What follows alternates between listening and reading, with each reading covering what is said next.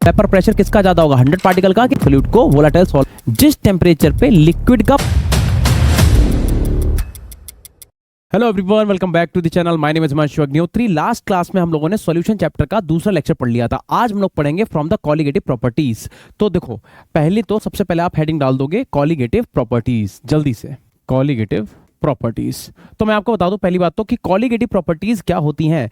तो ऐसी प्रॉपर्टीज जो अमाउंट ऑफ सब्सटेंस पे डिपेंड करती हैं उन्हें कहते हैं कॉलिगेटिव प्रॉपर्टी, और जो अमाउंट ऑफ सब्सटेंस पे डिपेंड नहीं करेंगे वो नहीं होंगी, सीधी सी बात है, ठीक है ना। तो those properties which depends on the amount of substance. तो मैं यहां पे लिख भी देता हूं कि ऐसी प्रॉपर्टी, ठीक है ना, मैं यहां कलर से लिखता हूं, देखो, दोज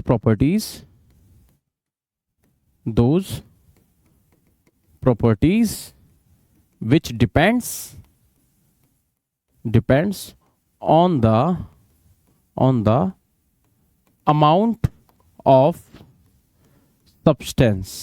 और एक बात ध्यान रखना, केमिस्ट्री के अंदर हम लोग अमाउंट ऑफ सब्सटेंस को जो है वो इन टर्म्स ऑफ मोल्स या मोल फ्रैक्शन के टर्म्स में ही देखते हैं, ठीक है ना। फिलहाल ये सब बातें आपको पता है। अब इसके बेसिस पे जो हमारे पास कॉलिगेटिव प्रॉपर्टी है वो 4 कॉलिगेटिव प्रॉपर्टी हैं। सबसे पहली जो कॉलिगेटिव प्रॉपर्टी है वो है relative lowering in vapour pressure. Vapour pressure को मैं वीपी लिख रहा हूं, ठीक है ना। सेकंड जो कॉलिगेटिव प्रॉपर्टी आती है वो आती है हमारे पास elevation in boiling point, elevation in boiling point. Third colligative property जो हमारे पास आती है वो आती है डिप्रेशन इन फ्रीजिंग पॉइंट, ठीक है ना। थर्ड जो आएगी वो क्या आएगी, depression in freezing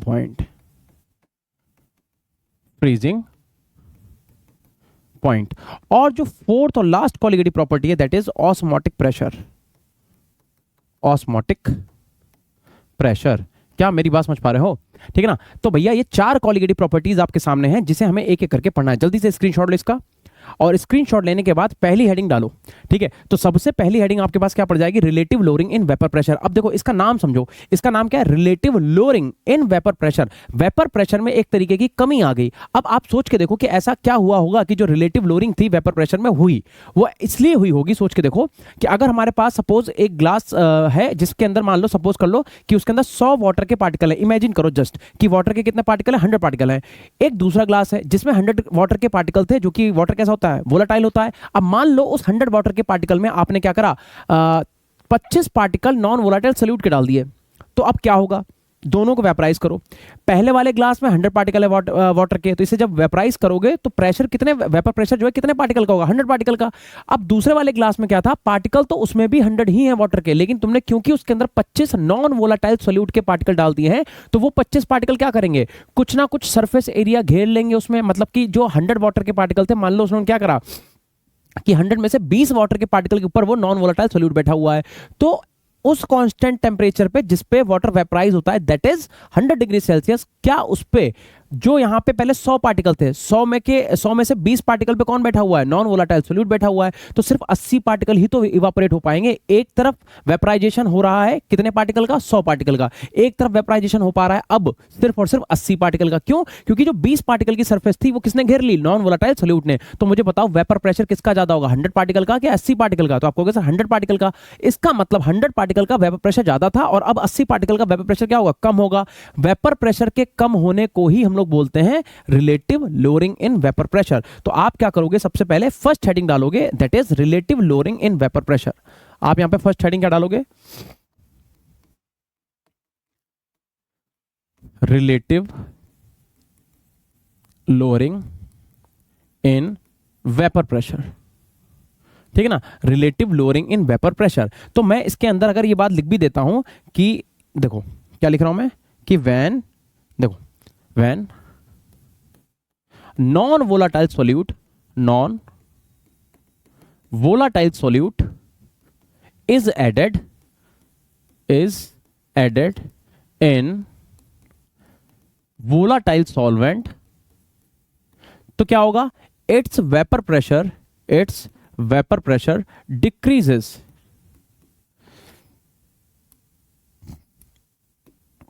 decreases and boiling point increases. हालांकि अगर आप ये नहीं भी लिखते हो अभी, वैसे तो आपको पता है कि वेपर प्रेशर में और बॉइलिंग पॉइंट में इनवर्स रिलेशन होता है, लेकिन फिलहाल इतना आप लिखा रहने दो। अब मुझे एक बात बताओ, अभी मैंने आपको क्या बोला कि हमारे पास एक बीकर था, बहुत ध्यान से देखना, एक हमारे पास क्या है, ये बीकर था, और इस बीकर को हमने मान लो सपोज क्लोज कर दिया, ठीक है ना, या क्लोज करो ना करो क्या फर्क पड़ता है।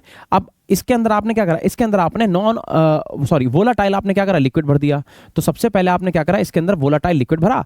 अब वोलाटाइल लिक्विड मान लो, पहले अगर हम अभी की बात करें तो सिर्फ यहाँ पे वोलाटाइल लिक्विड है, तो अगर आप तुमसे वेपराइज करोगे तो जो वोलाटाइल लिक्विड है वो क्या करेगा, प्रेशर निकालेगा, वेपर्स निकालेगा। अगर मैं इसे क्लोज कर दें फॉर एग्जाम्पल, है ना, देखो मैं इसे क्लोज कर देता हूं, तो आपने क्या करा, एक क्लोज वेसल लिया, और क्लोज वेसल में आपको पता है कि अब ये लिक्विड की सरफेस पे क्या करेंगे, प्रेशर लगाएंगे। उसी प्रेशर को आप क्या कहते हो, वेपर प्रेशर कहते हो, राइट। बताओ बेटा, ऐसा होगा कि नहीं होगा, होगा। लेकिन अब मैं तुमसे कह रहा हूं कि अब बात ऐसी है कि यहां पे मान लो, एज्यूम कर लो कि ये जो पार्टिकल्स निकले कितने हैं, 100 पार्टिकल है, और क्योंकि वाटर वोलाटाइल है तो 100 डिग्री सेल्सियस पे 100 के 100 पार्टिकल क्या करेंगे, इवापोरेट हो जाएंगे, यानी कि 100 के 100 पार्टिकल क्या करेंगे, वेपर प्रेशर एक्सर्ट करेंगे। लेकिन अब मैंने क्या करा, अब मैंने इनके अंदर नॉन वोलाटाइल सोल्यूट को मिला दिया। अब नॉन वोलाटाइल सोल्यूट जब आएगा तो वाटर के 100 पार्टिकल में से, जस्ट सपोज करने के लिए बोला 100 पार्टिकल, ठीक है ना, तो वाटर के जो 100 पार्टिकल में है उनमें से कुछ ना कुछ सरफेस एरिया वो कर लेगा ऑक्युपाई, हमें नहीं पता कितनी ऑक्युपाई करेगा, हम एज्यूम करके चल रहे हैं कि मान लो अगर 25 पार्टिकल भी नॉन वोलेटाइल सॉल्यूट के तुमने डाले और उसने 15 पार्टिकल भी वाटर के रोक लिए, जिनके ऊपर जाके वो खुद बैठ गया, तो अब जब तुम इसे 100 डिग्री सेल्सियस पे बॉयल करोगे तो बाकी के जो 85 पार्टिकल है वो तो इवापोरेट हो गए, लेकिन 15 पार्टिकल जो कि जिनके ऊपर कौन बैठा हुआ है, नॉन वोलेटाइल सॉल्यूट, वो इवापोरेट नहीं हो पाएंगे। तो पहले कितने पार्टिकल हो रहे थे, 100 पार्टिकल इवापोरेट, अब कितने हो पा रहे हैं, 85 पार्टिकल। तो इसका मतलब वेपर प्रेशर क्या आएगा, कम आएगा 85 पार्टिकल का as compare to the 100 particle. इसी चीज को हम लोग क्या बोलेंगे, relative lowering in vapour pressure. किसकी वजह से आई, तो नॉन वोलेटाइल सॉल्यूट की वजह से आई। तो देखो, अगर आपको राउट्स लॉ पता है तो आपने पढ़ रखा है total pressure is equal to होता है हमारे पास pressure of A plus pressure of B. क्योंकि बी तुम्हारा नॉन वोलेटाइल है तो प्रेशर ऑफ बी कितना हो जाएगा, 0। तो इसका मतलब पी टोटल किसके इक्वल हो जाएगा, पी ए के। और पी ए को क्या लिखते हो आप, पी नॉट ए इंटू में एक्स है। क्या इतनी बात क्लियर है। इसके बाद अगर मैं आपसे बोलूं कि what is the relation of x a plus x b, तो आपको सर एक्स ए और एक्स बी बराबर होता है 1 के। तो अगर हम यहां से एक्स ए का वैल्यू निकालें तो हो जाएगा वो 1 माइनस का एक्स बी। बोलो क्या इतनी बात क्लियर है। अगर हम यहां से एक्स ए की वैल्यू निकालें तो क्या हो जाएगा, 1 माइनस का एक्स बी। और ये जो वैल्यू आपने निकाली है इस वैल्यू को आप लाके यहां पुट कर दो, तो p total is equal to कितना आएगा अपने पास, पी नॉट ए, और इनटू में एक्स ए की जगह पे आप क्या लिखोगे, 1 माइनस का एक्स बी। अब हम क्या करेंगे, इसकी मल्टीप्लाई एक बार इससे कर रहा हूं मैं, तो ये आया अपने पास पी नॉट ए माइनस इसकी मल्टीप्लाई इससे करेंगे तो क्या आएगा, ये आएगा पी नॉट ए इंटू में एक्स बी। और इधर क्या चल रहा है हमारे पास, पी टोटल, माइनस का टर्म उधर उठा के लेके आओ, तो यह हो जाएगा अपने पास पी नॉट ए इंटू में x a is equal to p not a, ठीक है ना। और इसे उठा के उधर भेज दो तो माइनस का क्या आ जाएगा, पी टोटल। और फाइनली आप जब यहां से एक्स ए की, सॉरी मैंने एक्स ए लिख दिया क्या, ये बेटा एक्स बी होगा, सॉरी, है ना, यहाँ पे एक्स बी था ना, तो यहाँ पे एक्स बी होगा। ये इस टर्म को उठा के इधर लेके आए थे, माइनस का इधर प्लस, तो ये एक्स बी, ठीक है। तो ये जो एक्स बी है अगर हम इसकी वैल्यू निकालें तो X B is equal to आ जाएगा तुम्हारे पास पी नॉट ए माइनस का पी टोटल अपॉन में पी नॉट ए। और मेरे प्यारे बच्चों, ये जो आप इतनी वैल्यू देख रहे हो इसी वैल्यू को बोलते हैं relative lowering in vapour pressure. क्या मेरी बात समझ पा रहे हो, जल्दी बताओ। क्या आपको इतनी बात समझ में आ रही है कि जो तुमने ये निकाला है पी नॉट ए माइनस का पी टोटल अपॉन में पी नॉट ए, इसी को हम क्या बोलते हैं, relative lowering in vapour pressure. अगर आपसे कोई ये पूछे कि डेल्टा पी कैसे निकालेंगे तो आप कहोगे सर ये तो सिंपल है, आप पी नॉट ए माइनस का क्या कर दोगे, पी नॉट बी। लेकिन this is called lowering in vapour pressure, और लोअरिंग इन वेपर प्रेशर जो है वो कोई भी कॉलिगेटिव प्रॉपर्टी नहीं है, जबकि relative lowering in vapour pressure क्या है, यही हमारी एक कॉलिगेटिव प्रॉपर्टी है। तो पहली बात तो अगर आपसे पूछा जाए कि lowering in vapour pressure and relative lowering in vapour pressure ये दोनों सेम चीज है कि डिफरेंट है, डिफरेंट है भैया।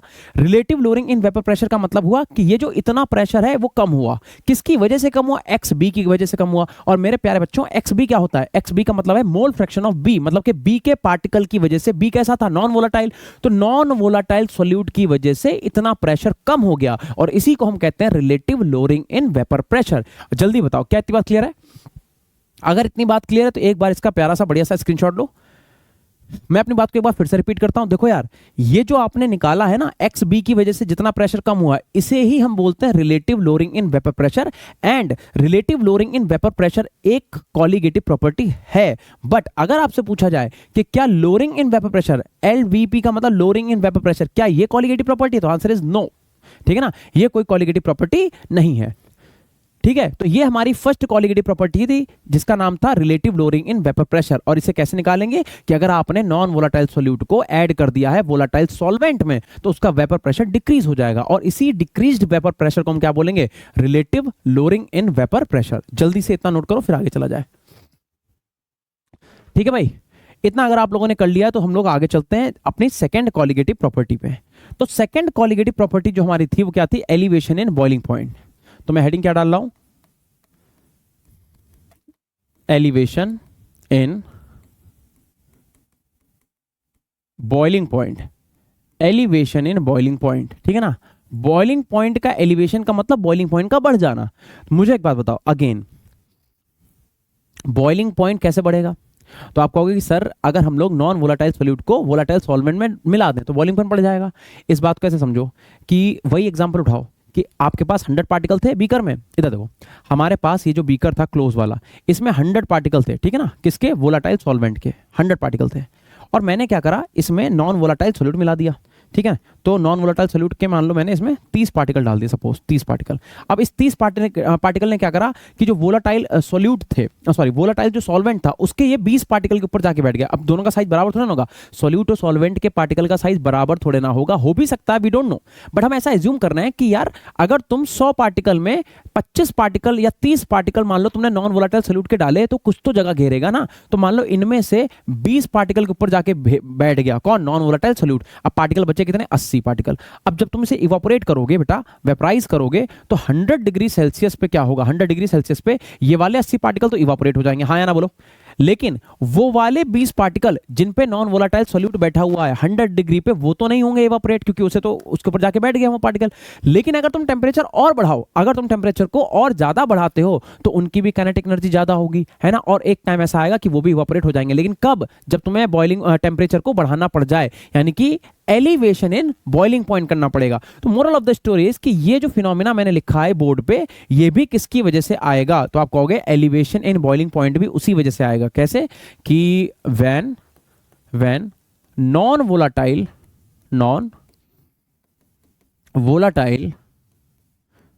solute is added in volatile solvent,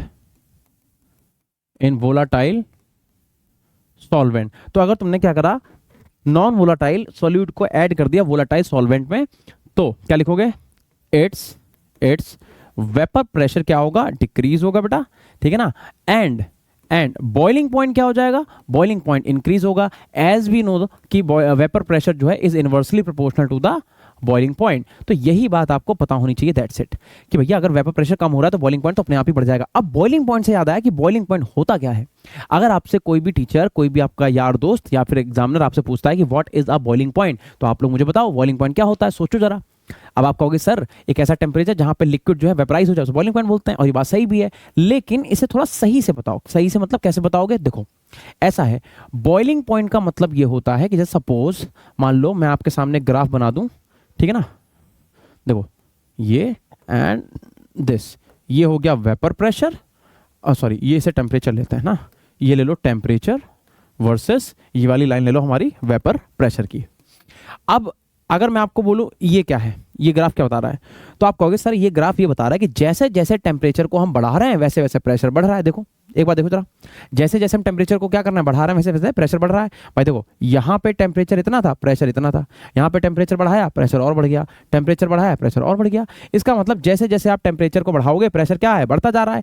तो ये नेचर कौन शो कर सकता है, तो आप कहोगे सर ये तो हमारा प्योर सॉल्वेंट लग रहा है ना, क्या है हमारा ये प्योर सॉल्वेंट। क्यों, क्योंकि भैया प्योर सॉल्वेंट कैसा है हमारे पास, वोलाटाइल है, यस और नो।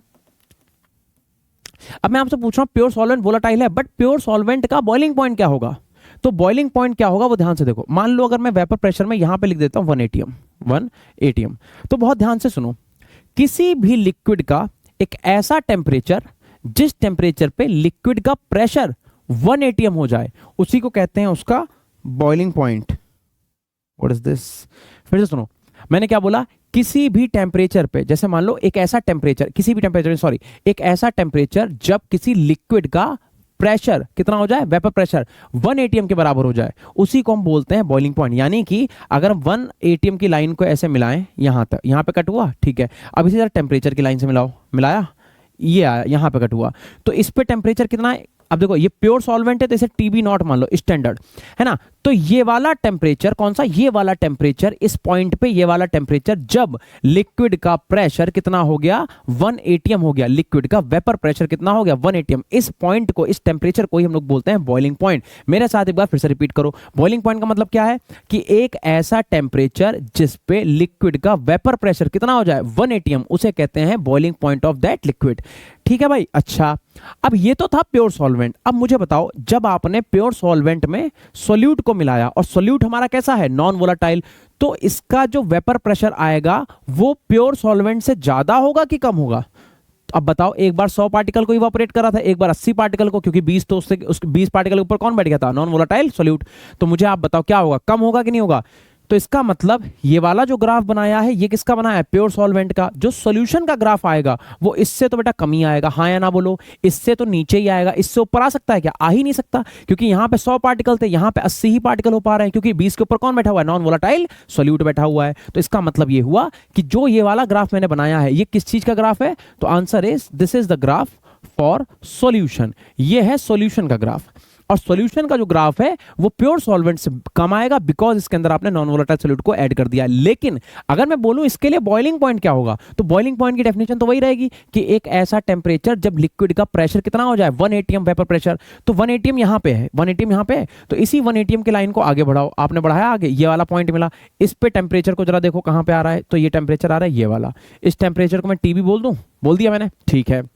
यानी कि फॉर सॉल्यूशन ये वाला टेम्परेचर जिस पे सॉल्यूशन का वेपर प्रेशर कितना हो गया बेटा? 1 atm हो गया। इसी पॉइंट को हम बोलेंगे बॉइलिंग पॉइंट। किसका? सॉल्यूशन का। क्या इतनी बात आपको समझ में आ रही है? एंड आई होप अभी आपको समझ में आ गया होगा कि what is a boiling point. अगर आपको बॉइलिंग पॉइंट क्लियर हो गया है तो इसके बाद हम लोग थोड़ा सा आगे चलते हैं। अगर मैं आपसे बोलूं कि टीबी में और टीबी नॉट में कौन बड़ा है? एक तरफ टीबी नॉट लिखा हुआ, एक तरफ हमारे पास लिखा हुआ टीबी, जरा बताओ। तो टेम्परेचर की लाइन पे जो आगे है उसकी वैल्यू बड़ी है, यानी कि TB is greater than TB naught. और अगर मैं आपको बोलूं कि इस कंडीशन पे डेल्टा टीबी निकालो, तो डेल्टा टीबी कैसे निकालोगे? ज्यादा वैल्यू में से कम वैल्यू को माइनस कर दो, तो टीबी माइनस क्या लिखेंगे अपन? TB naught. ये हमारे पास फॉर्मूला किसका आ गया? डेल्टा टीबी का। जल्दी बताओ। अब मैंने आपको बोला कि डेल्टा टीबी क्या है? Elevation in boiling point. तो जो एलिवेशन इन बॉइलिंग पॉइंट है, बिकॉज वो क्या है? एक कॉलिगेटिव प्रॉपर्टी है। इसका मतलब ये हुआ कि यहां पे जो डेल्टा टीबी होगा वो डायरेक्टली प्रोपोर्शनल होगा मोलैलिटी के, है ना, अमाउंट ऑफ सब्सटेंस के। और जैसे ही आप प्रोपोर्शनलिटी का साइन हटाओगे तो आप एक कांस्टेंट लगाओगे के, और के के साथ बॉइलिंग पॉइंट है तो के भी लिख दे रहे हैं, और इनटू में क्या लिखेंगे हम लोग? इनटू में लिखेंगे एम। अब ये जो आपने कांस्टेंट लगाया, इस कांस्टेंट का नाम होता है क्या? Molal elevation constant. Molal elevation constant. और बेटा प्यार से इसे एब्यूलोस्कोपिक कांस्टेंट भी बोलते हैं, एब्यूलोस्कोपिक कांस्टेंट। तो ध्यान रखना, इस केबी के दो नाम है, एक तो मोलल एलिवेशन कांस्टेंट, दूसरा एब्यूलोस्कोपिक कांस्टेंट। एंड एक बात और ध्यान रखना, फॉर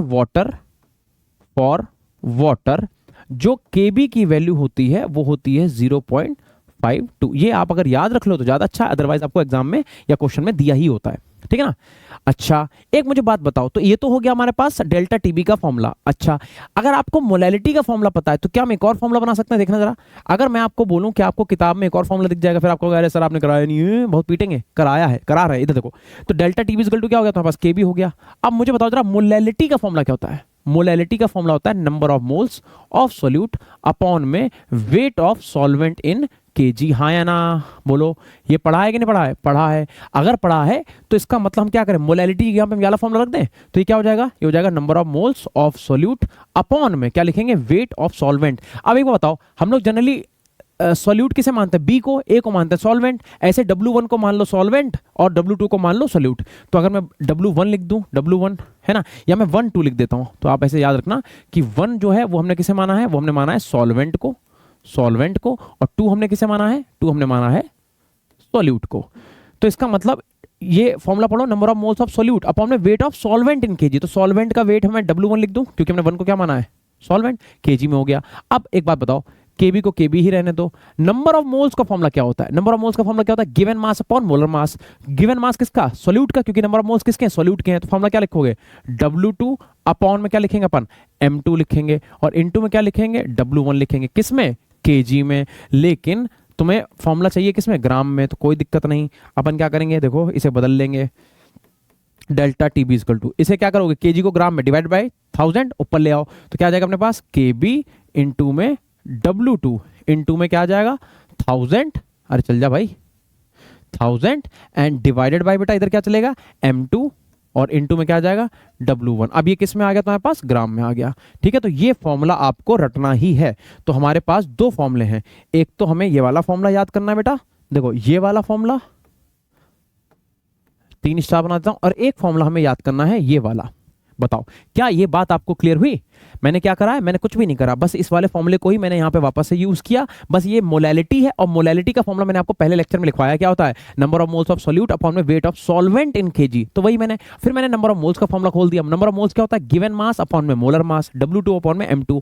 2 क्यों, बिकॉज सॉल्यूट का सॉल्यूट जो है उसके मोल्स हैं, इनटू में W1। ठीक है, ये केजी में था, इसे ग्राम में बदल लिया। तो यहां पे अगर मैं आपको बोलूं कि W2 क्या है, W2 तो ये वेट है, वेट किसका वेट है बेटा, सॉल्यूट का।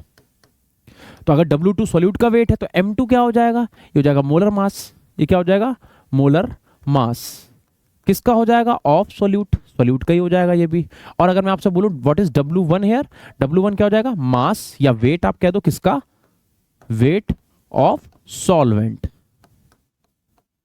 ठीक है ना। और केबी क्या होता है, तो ये लिखा हुआ केबी क्या है, एब्यूलोस्कोपिक कांस्टेंट या फिर मोलर एलिवेशन कांस्टेंट। जल्दी से मुझे आप बताओ, क्या आपको एलिवेशन इन बॉइलिंग पॉइंट समझ में आया। ठीक है, जल्दी से प्यारा सा बढ़िया सा इसे नोट कर लो। ठीक है, तो हमारे पास 4 कॉलिगेटिव प्रॉपर्टी हैं, जिसमें से 2 कॉलिगेटिव प्रॉपर्टी हमने कर ली। पहली कॉलिगेटिव प्रॉपर्टी क्या थी, क्या थी यार, relative lowering in vapour pressure. Second colligative क्या थी, elevation in boiling point. Third क्या है, डिप्रेशन इन फ्रीजिंग पॉइंट। चौथी क्या है, ऑस्मोटिक प्रेशर। तो पहले आप इतना नोट करो जल्दी से, एक बार बढ़िया से स्क्रीनशॉट लो इसका। अब देखो हमारे पास 2 कॉलिगेटिव प्रॉपर्टी और बची, उन्हें भी एक एक करके देख लेते हैं, बट इस वीडियो में इतना ही। Thank you so much, bye.